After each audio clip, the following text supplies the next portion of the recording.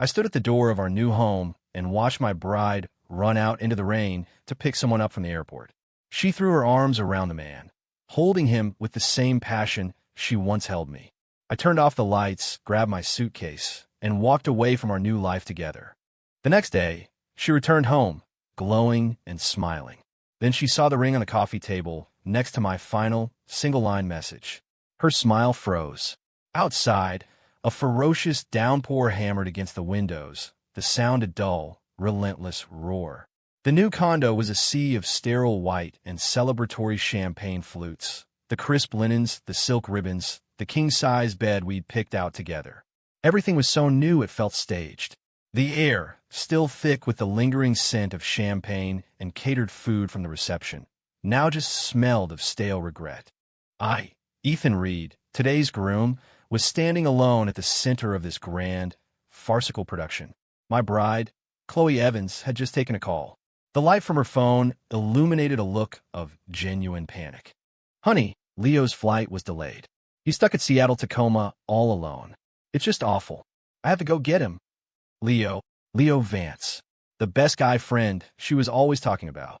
I suppressed the knot of irritation tightening in my gut and walked over to her. "The storm's getting worse. Let me drive you." Chloe refused almost instantly. Juggling her heels and her purse, she pushed me back toward the living room. No, you've had such a long day. You need a rest. I'll just grab an Uber. I don't want you waiting around." Her tone was a performance of perfect consideration, every word designed to sound like it was for my benefit. But her eyes wouldn't meet mine. Her desperation to get away from me was a splinter in my heart. She didn't even grab an umbrella, just snatched her bag from the entryway and bolted, the thin fabric of her reception dress disappearing into the black, rain-swept night. Something was wrong. A powerful instinct took hold. I grabbed an umbrella from the stand and chased after her without a second's hesitation. The elevator doors opened to a blast of cold, wet air.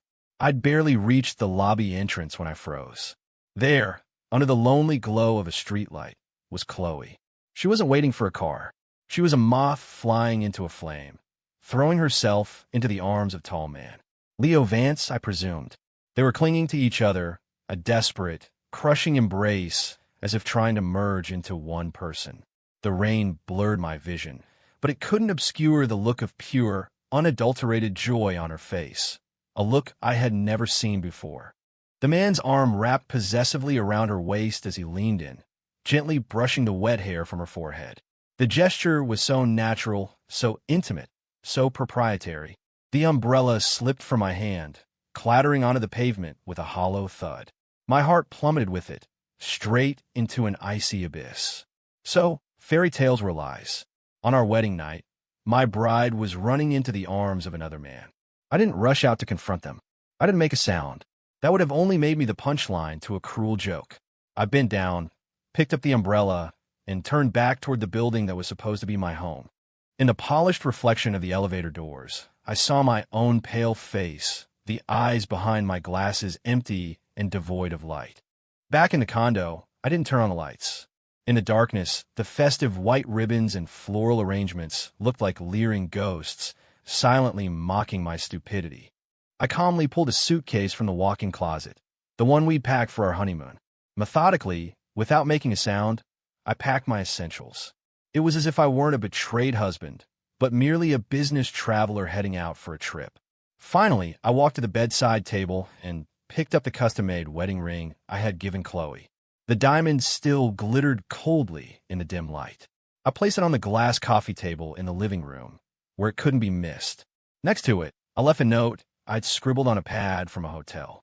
With that done, I walked out, pulling my suitcase behind me, and never looked back. The door clicked shut, sealing away a space that should have been filled with happiness, but was now nothing more than a monument to betrayal and lies. The next morning, the sky was a flat, unforgiving gray. I had driven out to a scenic viewpoint overlooking Lake Washington and parked. I hadn't slept, but my mind was clearer than it had been in months. I called Chris Nolan. He was my college roommate and the co-founder of my company, the only person I could trust unconditionally right now. He answered on the first ring. "Ethan, it's early. Shouldn't you be in bed with your new wife instead of calling me? You lunatic?" Chris joked. I leaned back against the headrest, staring at the gray water. My voice was as calm as the still surface of a lake. "Chris, the wedding's off." The other end of the line went completely silent. A few seconds passed before Chris's disbelieving voice came through. "What did you say? Off? You just had it yesterday. What the hell happened?" "Chloe, she's cheating on me," I said, stating it as a simple fact, devoid of emotion. Chris sucked in a sharp breath, followed by a string of curses. "Son of a bitch! That woman? You've got to be kidding me. When? Where are you right now?" "Last night. I'm out by the lake. I need you to do a few things for me," I said, cutting through his rage. I didn't have time for anger. "First, I need a background check on a guy named Leo Vance, Chloe's best friend. I want everything you can find on him, especially his history with Chloe. Second, find me a secure, private place to stay. An extended stay hotel, a corporate apartment, anything. I'm not going back there. Third, keep an eye on things at the office. Shut down any and all gossip about my personal life immediately." Chris understood instantly. His tone shifted to dead serious. "Done. I'm on it." "Ethan, man, don't try to tough this out alone. We're here for you." "I'm fine," I said and hung up. How could I be fine? It felt like an invisible hand was squeezing my heart, tearing it apart. The pain so sharp it was hard to breathe. But I knew this was no time for weakness. My phone screen was already lit up with a barrage of texts and missed calls from Chloe. "Honey, where did you go? Why aren't you answering me? I'm so worried. Are you mad at me? I was just picking up a friend. Don't overthink it. Ethan, please call me back. I'm scared." Every message was a masterclass in feigned innocence and concern. I put the phone on silent and tossed it onto the passenger seat. The performance was pathetic. Around noon, my phone buzzed. It was a location ping from Chloe's iMessage, showing she was back at our home. It was followed by a selfie. In the photo, she was wearing the silk pajamas I'd bought her. Her hair was damp, her cheeks were flushed, and a bright, innocent smile played on her lips. The backdrop was our marital bed. The caption read, "Honey, I'm home. Waiting for you, Zoxo." Flushed cheeks, my gaze turned to ice. It looked like she'd had a very enjoyable night. I started the car, made a U-turn, and headed back toward the city. Some things had to be settled face to face. I didn't use the front door. I took the elevator directly up from the parking garage. Standing outside our door, I could hear her on the phone, her voice dripping with a giddy, conspiratorial tone. "Oh my God, I told you he has no idea. He's so clueless, completely wrapped around my finger. Now that you're back, we can see each other all the time. I'm so happy. Don't worry. As soon as I secure his assets, we'll be on a beach somewhere, living the good life." My hand rested on the doorknob. For a second, blood rushed to my head. Then just as quickly, it turned to ice. So it wasn't just cheating. This was a long con, a setup from the start. I shoved the door open. It banged against the wall, and a voice inside stopped cold. In the middle of the living room, Chloe stood with her phone to her ear, the smile still plastered on her face. When she saw me, her eyes widened, and her expression instantly morphed into one of shock and guilt. She fumbled to hang up the call. "Ethan, you're back." She rushed toward me, arms outstretched, ready to deploy her usual hug to defuse the situation. I took a step back, coldly avoiding her touch. Her arms hung awkwardly in the air, her face a chaotic mix of emotions. I didn't look at her. I walked into the living room and pointed at the coffee table. There, glittering under the recessed lighting, was the diamond ring and the white hotel notepad. Chloe's eyes followed my finger. When she read the stark words on the paper, the color drained from her face. "This marriage is void. Good luck." Her smile was gone.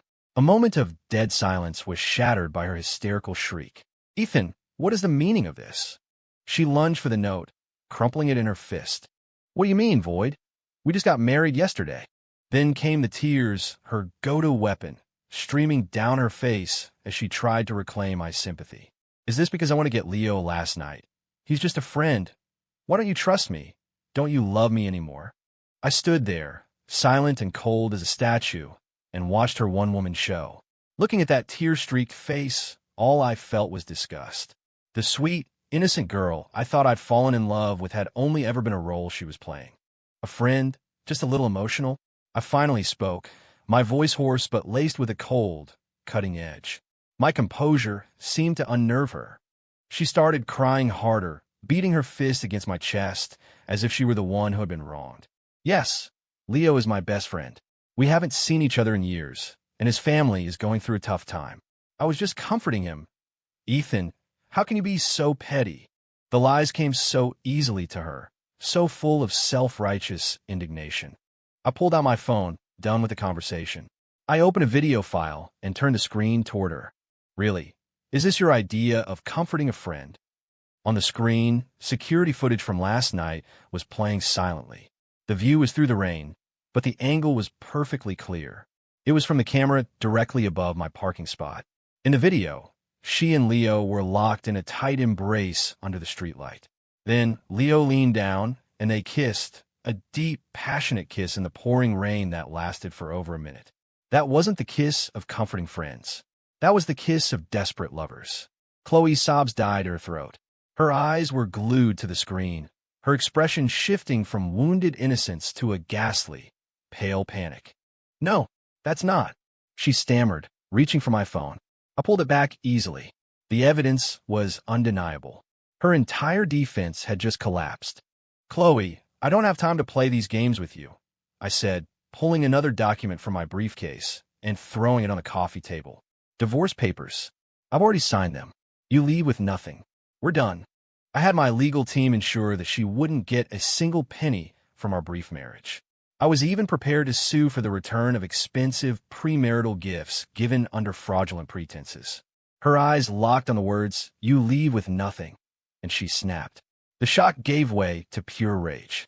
She snatched the papers and tore them to shreds, letting the pieces flutter to the floor like toxic confetti. Ethan, you can forget it. I'm not signing anything. On what grounds do I get nothing? Her eyes were bloodshot as she screamed at me. You do this to me, and I'll go to the media. I'll tell everyone how you abandoned your new wife on your wedding night. I'll ruin you. I'll run your company into the ground. Seeing the ugly mask she now wore, the last shred of affection I ever had for her vanished. I watched her, a calm observer watching a fool. Go ahead, but you should think it through.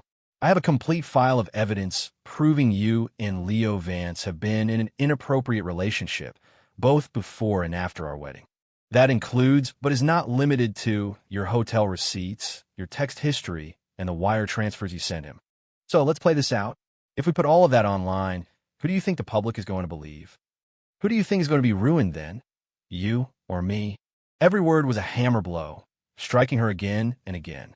Her face went from red to white to a sickly green. She swayed on her feet. Just then, her phone rang, a horribly timed interruption. The caller ID was unmistakable, Leo. She flinched as if burned and frantically tried to silence it. Answer it, I said, my voice dangerously low. Put on speaker. Her hands were shaking uncontrollably. Under my unwavering stare, she trembling swiped to answer and hit the speakerphone icon. Leo's greedy, urgent voice filled the room. Chloe, baby, what's the situation?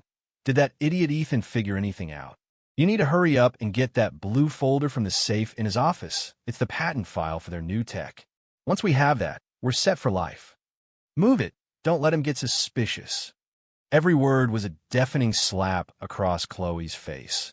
And for me, it shattered the last illusion I had about this marriage. It wasn't just my money they were after. It was my entire life's work. My eyes narrowed, sharp and deadly, and fixed on Chloe. She collapsed to the floor, her face ashen. I bent down and picked up the ring and the note from the table. Then, as she watched, I gathered the shredded divorce papers, crumpled them into a ball, and tossed them into the trash. A flicker of shock, then hope, crossed her face. She thought I was having second thoughts. I looked down at her and offered a smile that was pure ice. Since you're so opposed to leaving with nothing, I said, fine, we won't get a divorce.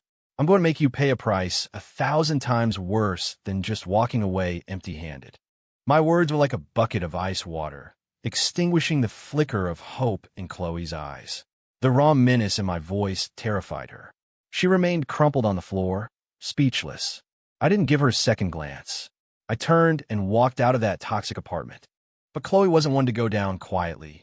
That afternoon, her social media accounts lit up with a new performance. to spend your wedding night alone, to realize the life you dreamed of was just a joke. The accompanying photo was of her sitting on the edge of the marital bed, her expression heartbroken, a single, perfectly placed tear on her cheek. A chorus of our mutual, uninformed friends immediately flooded the comments with concern and condemnation for my heartless behavior. The narrative was beginning to take shape. Soon enough, our company's PR department started fielding calls from business partners. They were polite, but their wait-and-see attitude was obvious. For an entrepreneur, a stable family image can be directly tied to business credibility. Chris called, his voice tense. "Ethan, Chloe is spinning a story on Instagram. It started to look bad for the company. Should we issue a statement?" "Not yet," I said calmly from my new, temporary apartment, watching the lies pile up online. "Let her play her hand, but I want you to activate our crisis PR plan. Contact our media partners and have them release a vague but pointed statement. Just say that Ethan Reed's marital situation is a private matter, but the breakdown of the marriage involves irreconcilable issues of principle and is not a one-sided matter. Advise the public not to be swayed by unsubstantiated rumors." The statement was a masterpiece of plausible deniability. It didn't escalate the fight, but it threw the suspicion right back at her, leaving everything to the imagination. Simultaneously, I had my legal team draft and Sir Chloe with her first official letter. It wasn't about divorce. It was a cease and desist letter, detailing the preliminary evidence of her inappropriate relationship with Leo Vance and demanding she immediately stop publishing defamatory statements online and issue a public apology. Otherwise, she would face a lawsuit for libel. This was a warning shot, meant to rattle her. It worked. After receiving the letter, Chloe panicked. She blew up my phone with calls, which I ignored. Next came a flood of rambling voice messages, her tone shifting from outrage to tearful pleading. "Ethan, I was wrong. I was so wrong. Please, just give me one more chance. I'll delete everything. Just tell your lawyers to back off. Can we just talk about this? I don't want to get this ugly." Her emotional appeals were useless now. I blocked her number. Meanwhile, Leo wasn't staying quiet. He started working his small circle of self-proclaimed elite international contacts, defending Chloe and painting me as a controlling, unstable man with a violent temper. Chloe was right to get away from a guy like that. You never know what kind of dirty secrets are hiding behind a successful man's fortune. These whispers eventually made their way back to me. I almost laughed. The seeds I'd asked Chris to plant were beginning to sprout.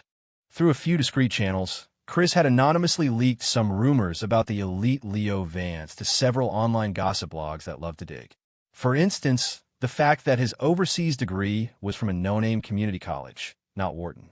That his supposed family business had gone bankrupt years ago, and he'd come back to the States purely to find a rich woman to support him. That he had no job and was living entirely off the generosity of several female friends.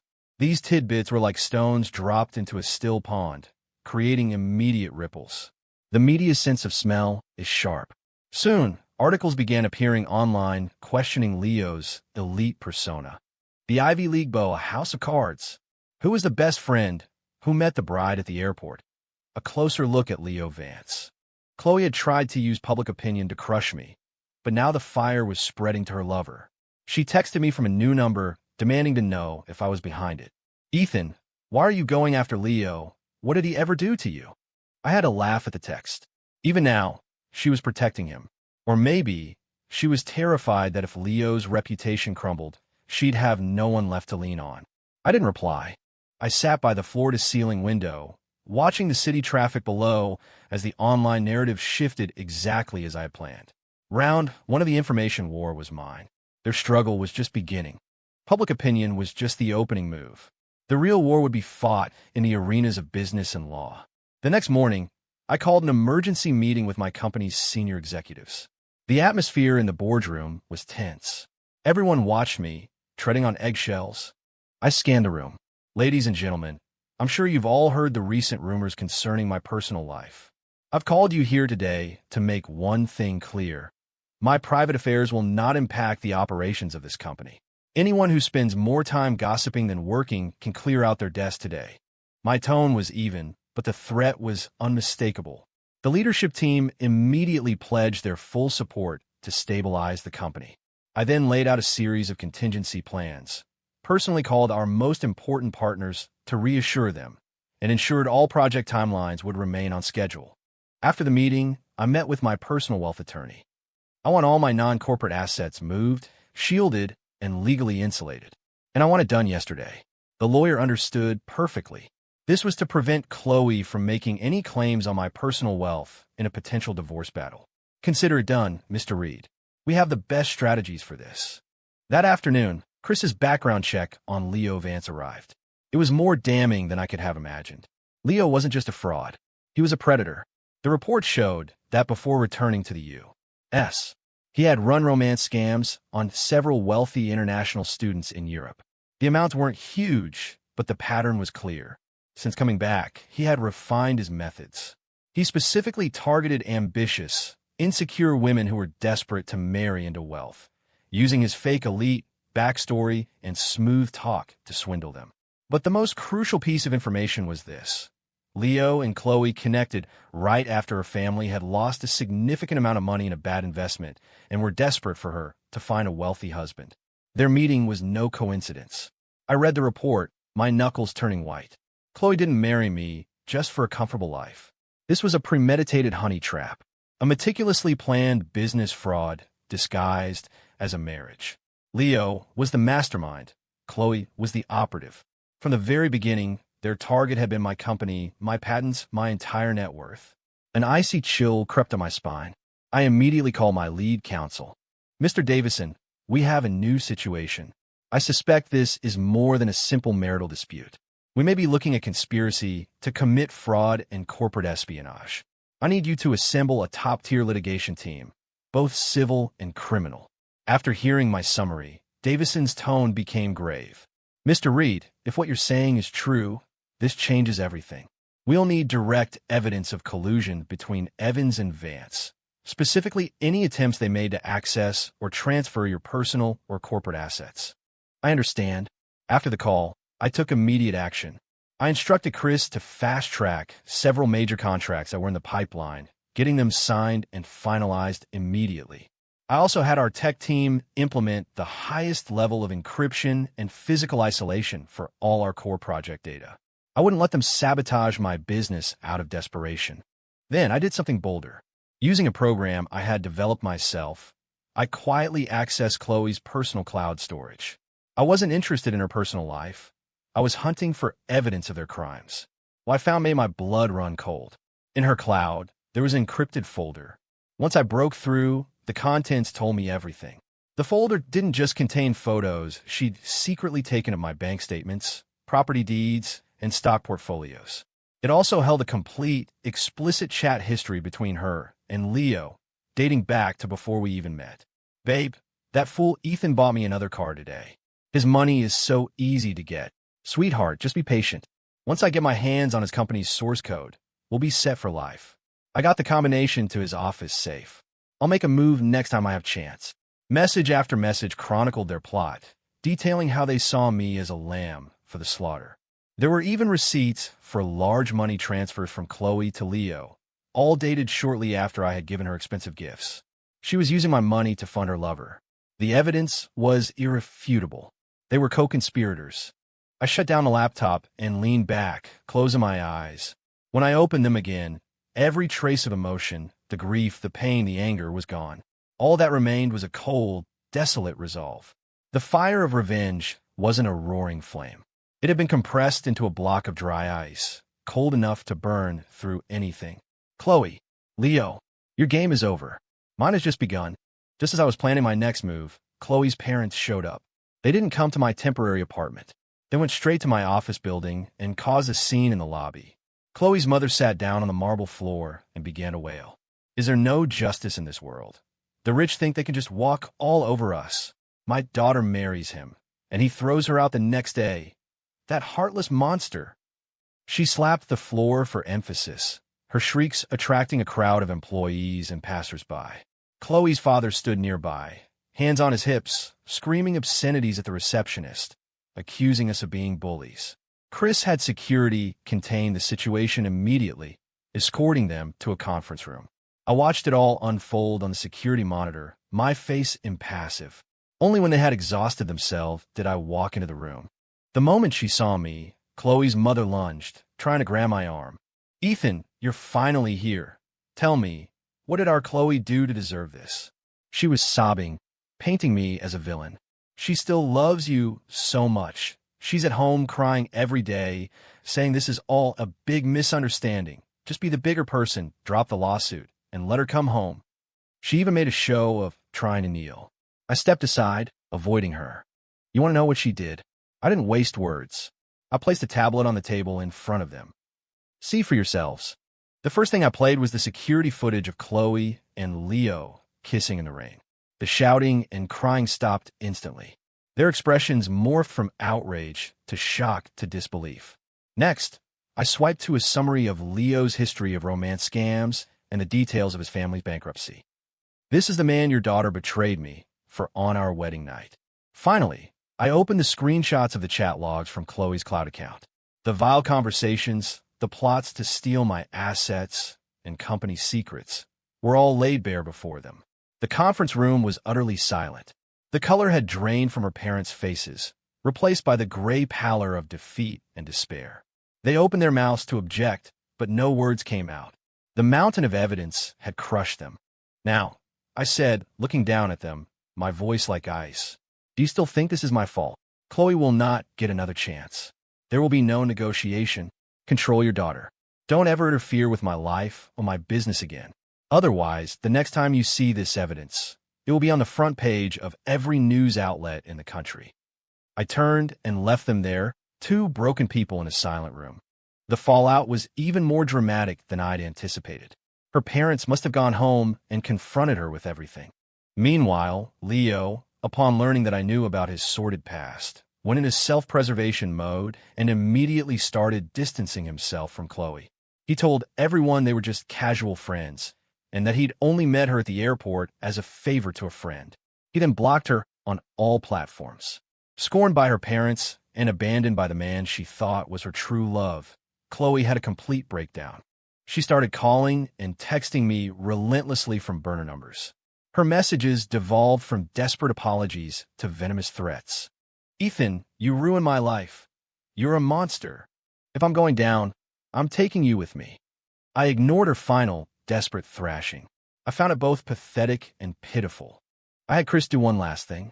He anonymously sent all the evidence of Leo's scams, along with the chat logs showing how he planned to use Chloe to defraud me, directly to her parents. I wanted them to see exactly how their precious daughter had been used as a disposable pawn. Predictably, upon seeing proof of how thoroughly they'd been duped, Chloe's parents lost control. They directed all their rage at Leo, even going so far as to file a police report against him for defrauding their daughter. A beautiful, dog-eat-dog drama had begun. Just then, I received a threatening letter from Leo's attorney. It was full of bluster, warning me to cease my defamatory allegations and character assassination against Mr. Vance or face legal action. I looked at the letter, let out a short, sharp laugh, and fed it to the shredder. A clown like him wanted to talk about reputation. The show was just getting started. 07. While Chloe and Leo's world was descending into chaos, my company was attacked.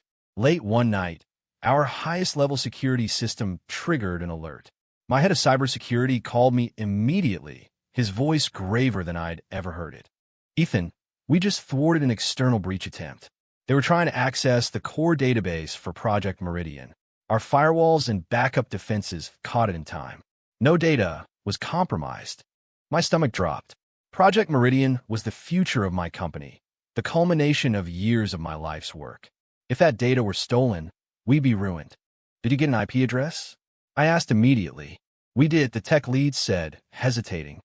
"The physical address traces back to your condo in Medina." The condo, where Chloe was living. My hand clenched into a fist, my knuckles white. It was them. It was never just about money or reputation. They were trying to destroy me, to burn my entire career to the ground. "Keep tracing. I want every device and account associated with that IP." I hung up and immediately had Chris handle another task.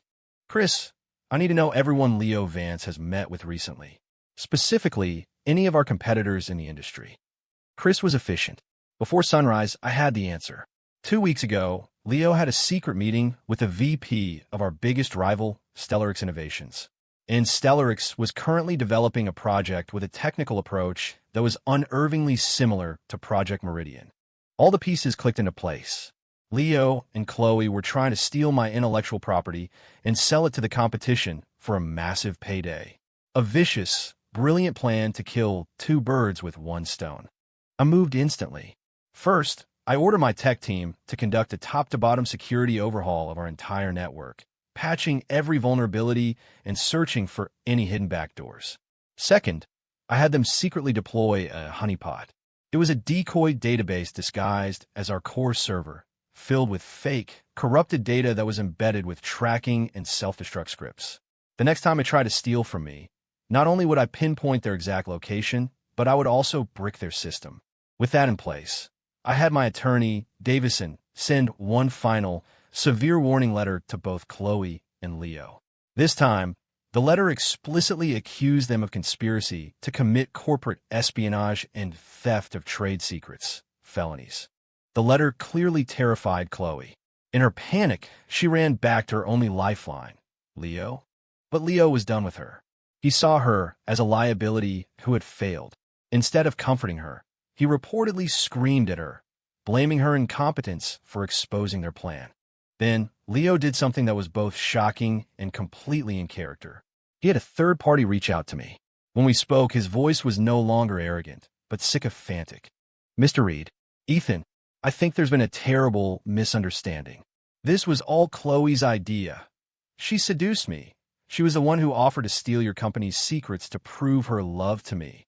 If you'll just let this go, I'll give you every piece of evidence I have against her. I'll even testify in court about everything she did. Listening to him shamelessly throw his lover under the bus filled me with a profound sense of nausea. This was the man Chloe had risked everything for. A spineless, selfish coward. I cut him off. You're mistaken about one thing, Leo. Your fate and Chloe's was never an either/or proposition.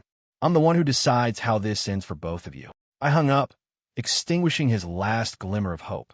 I wasn't accepting a surrender. I wanted them to go down together. 08. The trap was set. It was time to spring it. My legal team officially filed for divorce. In addition to the divorce itself, we filed a suit against Chloe for significant financial and emotional damages. We also filed a criminal complaint against both her and Leo for conspiracy to commit theft of trade secrets. On the day of the first hearing, the courthouse was surrounded by a media circus. This case, a perfect storm of wedding night betrayal, a high society feud, and corporate espionage, had become the biggest story in the city. I stepped out of my car and walked through a sea of flashing cameras, flanked by Chris and my security detail, my expression unreadable. Inside the courtroom, I saw Chloe and Leo. In just a few weeks, Chloe had become a wreck. Her eyes were hollow, her hair was a mess, and she looked like a ghost of her former self. Leo was wearing an ill-fitting designer suit, trying to project an air of confidence, but his shifty eyes betrayed his terror. The proceedings began. Chloe's lawyer offered a weak defense, claiming it was all just a messy breakup and denying all allegations of financial or corporate wrongdoing. Leo was even more direct, casting himself as an innocent victim who had been manipulated and used by Chloe. Then, it was my lawyer's turn. Mr. Davison wasted no time. He presented the first set of evidence to the court. On the large screen, the damning iMessage history between Chloe and Leo was displayed for all to see. How do we make Ethan trust you? What's the best way to get money out of him? Babe, once we get the source code for his new project, we'll never have to answer to anyone again. The clear text, displayed next to their profile pictures, shattered their denials. A wave of gasps went through the courtroom. Leo shot to his feet, his face purple with rage. Objection. That's fake. It's all photoshopped. Davison calmly addressed the judge. Your Honor, we request a forensic expert be allowed to verify the authenticity of the digital evidence here and now. The judge agreed. An expert was called, and after a few minutes, the conclusion was delivered. All chat logs are from original, unaltered data files. There are no signs of fabrication. Leo staggered back into his seat. But Davison wasn't finished.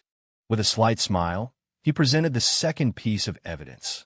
Your Honor, we have one more recording we believe the court and the defendants will find illuminating. The next sound that filled the courtroom was a familiar, fawning voice. It was the recording of the phone call Leo had made to me a few days prior. Mr. Reed, this was all Chloe's idea. If you'll just let this go, I'll even testify in court about everything she did. The moment the recording played, Chloe's head snapped up. She stared at Leo, her eyes wide with disbelief. The dead emptiness in her expression was replaced by shock, hatred, and absolute despair. She finally understood. The man she loved, the man she had sacrificed everything for, had only been using her. And at the first sign of trouble, he had tossed her away without a second thought. Leo, you sold me out, she whispered, her voice a pained rasp. Leo completely lost it. He pointed at me, screaming incoherently, You set me up. This was a trap. The judge's gavel slammed down, but the damage was done. Everyone was staring at the pathetic spectacle the two of them had become. During the recess, my legal team accidentally leaked key details of the evidence to the reporters waiting outside. The story exploded. Online, Chloe and Leo went from being subjects of gossip to reviled villains in a matter of minutes. Their reputations were irrevocably destroyed. I sat at the plaintiff's table, watching their downfall with a calm, detached emptiness. There was no joy, no satisfaction, no pity. This wasn't revenge. This was simply the consequence of their own actions. And the trial was only the beginning. The courtroom revelations were the first domino to fall in the complete collapse of their lives. When a wall is falling, everyone gives it a push. As soon as Stellarix Innovations heard that Leo was being prosecuted for attempting to sell them stolen trade secrets, they cut all ties. They even issued a public statement condemning corporate espionage and denying any involvement, leaving Leo completely isolated. But the most devastating blow came from an unexpected quarter. As the news spread, several other women who had been victims of Leo's romance scams finally found the courage to come forward. They formed a group and filed a joint police report, accusing Leo of fraud. The media tore his elite persona to shreds. His fake Ivy League credentials, his fabricated family wealth, his long history of defrauding women. Every lie was exposed in excruciating, well-documented detail. His parents, who had been dreaming of their son marrying into my fortune, were suddenly hounded by creditors and the families of Leo's other victims. Chloe's situation was just as bleak. With her reputation in ruins and no way to pay her legal fees, her defense team dropped her as a client shortly after the first hearing. She was utterly alone, and Leo, in a desperate act of self-preservation, threw her completely under the bus. During his police interviews for the fraud charges, he blamed everything on Chloe. He claimed she was the jealous one, that she had hacked his accounts and leaked his private information to get back at him. He tried to paint himself as yet another one of her victims. When Chloe learned of his accusations from the police, she finally broke. They said she screamed for hours in her cell, calling Leo every name in the book, crying until she passed out. Her family, after the public humiliation at my office and the undeniable evidence, had abandoned her. Aside from dropping off a change of clothes, they never visited. I wasn't finished. I had my lawyers forward all the additional evidence we had on Leo's other scams to the police, adding more fuel to the fire and ensuring he would face the maximum possible penalty. The media frenzy turned the case into a national story, a cautionary tale of greed and deception. Leo and Chloe became household names, synonyms for fraud and betrayal. Ironically, after a brief dip, my company's stock price began to climb. My decisive handling of the crisis and the ruthless efficiency of my counterattack had inadvertently bolstered my public image. I was seen as a strong, no-nonsense leader, which, strangely, attracted a new wave of positive attention and investors. That night, I stood at the window of my office, looking out over the glittering city skyline. Chris walked in and handed me the latest PR report. "Ethan," he said, "it's over. They're finished." I stared out at the sprawling metropolis, a cold smile touching my lips. No, this is just the beginning of the rest of their lives. After a lengthy trial, the final verdict came down. I wasn't in court to hear it. Davison called me with the results. As expected, it was a total victory. The court granted our divorce. Due to extreme marital misconduct and conspiracy to defraud, Chloe was ordered to pay me substantial damages for both financial and emotional distress. The amount was high enough to ensure she would be in debt for the rest of her life. Her name was also added to the National Credit Blacklist, barring her from any form of luxury, spending, or loans. Leo's sentence was even more severe. Found guilty on multiple counts of fraud and conspiracy to commit corporate espionage, he was sentenced to 10 years in federal prison. The best decade of his life will be spent behind bars. Davison described the scene in the courtroom. When the judge read the verdict, Chloe collapsed into hysterics, screaming my name and crying, "I'm sorry," but no one was listening anymore. As the bailiffs led Leo away, he stared daggers at the empty plaintiff's chair, his eyes burning with a useless, impotent hatred. Following the verdict, my company's reputation was fully restored. Partners who had been hesitant before were now calling to congratulate me and propose new ventures. My career, far from being damaged, was soaring to new heights. A few days later, a letter forwarded from the county jail arrived at my office. It was from Chloe. The pages were tear-stained, the handwriting a desperate scrawl. In it, she confessed to everything, from how she and Leo met and planned their con, to every lie she told during our relationship. She filled pages with remorse, reminiscing about the good times we'd had and lamenting the future she'd thrown away. She ended the letter by begging for my forgiveness, pleading with me to, for old time's sake, drop the financial judgment against her. Even in her ruin, there was an audacious, delusional flicker of entitlement. I read the letter from start to finish. Then, without a moment's hesitation, I dropped it into the shredder next to my desk. Whir! The machine whined as it devoured the pages of lies, regrets, and calculations, turning them into meaningless scraps. The past was dust. That evening, I went back to the condo, our so-called home, one last time. I'd had a cleaning crew purge the entire place. Everything connected to Chloe was gone. The festive decorations had been torn down and thrown out. The rooms were empty, sterile, devoid of both celebration and sorrow. I stood in the vast, empty living room as the setting sun cast a long shadow across the floor. I let out a long, slow breath. There was no thrill of victory, no savage joy in my revenge. There was only a profound sense of relief, a quiet, peaceful calm. The nightmare was finally over.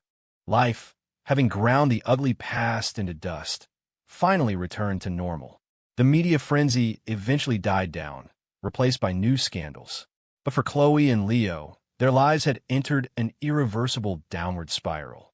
Chris would occasionally update me on their situations, like he was recounting episodes of a dark comedy. Chloe, unable to pay the court-ordered damages, was officially designated a judgment debtor. With her assets frozen and wages garnished, she was, for all intents and purposes, a pariah. The good looks she had once prized withered under stress. She tried to find a job, but her criminal record and online infamy made her unemployable. No reputable company would hire her. The last Chris heard, she was working under the table at a greasy spoon diner in some forgotten town, washing dishes late into the night for minimum wage. The friends who had once orbited her now acted like she didn't exist. Leo wasn't faring much better in prison. His arrogance made him a target. He filed multiple appeals, all of which were denied. The next 10 years stretched before him like a barren wasteland. I listened to these updates without emotion. Their lives had nothing to do with me anymore. I poured all my energy into my work. The next generation of Project Meridian launched to massive success, blowing all competitors out of the market. The company's valuation tripled. I sold the condo, wanting to erase the last physical trace of that chapter from my life. I was building a new life, completely disconnected from the old one. At an industry gala, I met a woman. Her name was Claire Linwood, an architect. She was intelligent, poised, and articulate. She approached me during a lull in the evening. "Mr. Reed, it's a pleasure," she said with a warm smile. "The way you handled that situation last year was incredibly decisive. I admired that." Her gaze was clear and direct. There was no gossip in it, no morbid curiosity, just a simple, genuine respect. We talked for hours about business, art, technology, and life. Being with her felt easy, comfortable. The nightmare with Chloe had encased my heart in ice. I had become wary of any woman who showed interest in me. But with Claire, I felt the ice begin to thaw. The frozen wasteland inside me felt a flicker of warmth, a hope for the future I thought I'd lost. Just when I thought the past was truly buried, Chloe's parents contacted me one more time. This time, there was no shouting, no accusations, only a pathetic, whimpering plea. "Ethan, Mr. Reed, we know we were wrong. Please, for the sake of the past, can you help Chloe? Her life is so hard right now. Could you maybe find a job for her, even as a janitor at your company?" My refusal was instant. "I'm sorry, but I'm not running a charity. Everyone has to live with the consequences of their choices." I gave her a chance to walk away. She chose this path. I've done more than enough. I hung up and blocked their number for good. My mercy was reserved for those who deserved it. 12. A year later, my company went public on the NASDAQ. As the opening bell rang, I stood on the balcony overlooking the trading floor, watching my cheering team and the flashing lights of the cameras, my heart steady and calm. I had become a leader in my industry, my career at an all-time high. My relationship with Claire had grown into something steady, healthy, and real. She never judged me for my past or pried into the wounds I preferred not to revisit. With her quiet wisdom and gentle strength, she smoothed over the scars I didn't even know I had. We traveled the world together, watching the sunrise over the Alps and getting lost in the blue and white streets of Santorini. I rediscovered a part of myself I thought was gone forever, the part that could hope and trust and love. News of the other two still surfaced from time to time in the dark corners of the internet. Chloe, after drifting through several dead-end jobs, ended up at a textile factory in a rural town, spending her days in the deafening roar of machinery, performing monotonous labor for pennies. The weight of her new life had crushed every last bit of vanity and pride she once had. Leo, after getting into a fight in prison, had his sentence extended. The slick, fast-talking con man was gone, replaced by a hollowed-out inmate no one ever visited. One day, while scrolling through TikTok, I saw a clip from a citizen journalist. The title read, "Former Influencer Brides Fall from Grace, from Penthouse to Poverty." The video was blurry, but I recognized her instantly. The woman in the faded work uniform, her hair brittle and her eyes numb, was Chloe. She was hunched over an assembly line, indistinguishable from the other workers. The glamour and the glitter were gone, replaced by a grim, bleak reality. I swiped past the video without a second thought. I felt no satisfaction, no pity, no emotion at all. It was like brushing a piece of linen off a jacket. I took a deep breath, filled with a profound sense of gratitude for my own decisiveness. I was grateful that instead of drowning in my grief, I had chosen to fight back. The door to my office opened softly, and Claire walked in with a cup of coffee. She set it on my desk, her warm hand covering mine. "What are you thinking about?" she asked gently. I looked up into her kind, intelligent eyes and smiled, turning my hand over to hold hers. The future. Sunlight streamed through the window, filling the room with a bright, warm glow. A new chapter of my life had begun.